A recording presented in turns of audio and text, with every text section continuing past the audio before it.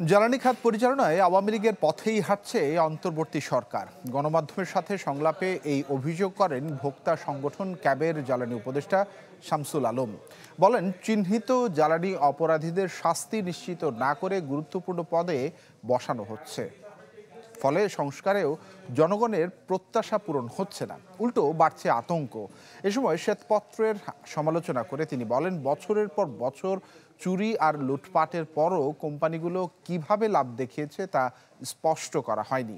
বক্তারা বলেন, পুরনো গোষ্ঠীর হাতে জিম্মি বিদ্যুৎ ও জ্বালানি খাত। অনুষ্ঠানে জ্বালানি রূপান্তর নীতি 2024 বাস্তবায়ন এবং 21 দফা সংস্কার দাবি উপস্থাপন করে ক্যাব। জ্বালানি অপরাধীদের বিরুদ্ধে বিইআরসি ও ভোক্তা অধিদপ্তরকে মামলা করার কথাও বলেন কেউ কেউ।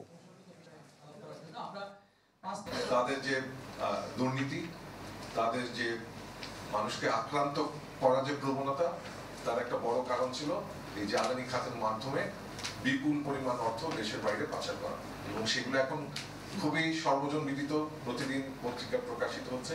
সেই প্রেক্ষিতে এই খাতের সংস্কার ভীষণ জরুরি। সত্যিকার অর্থে এদেশের অর্থনীতি যারা ধ্বংস করেছে তাদেরকে বিচারের সম্মুখীন যদি আনতে হয়, তাহলে 4টা লোককে আনলে মনোয়ার ইসলামের নাম আসে।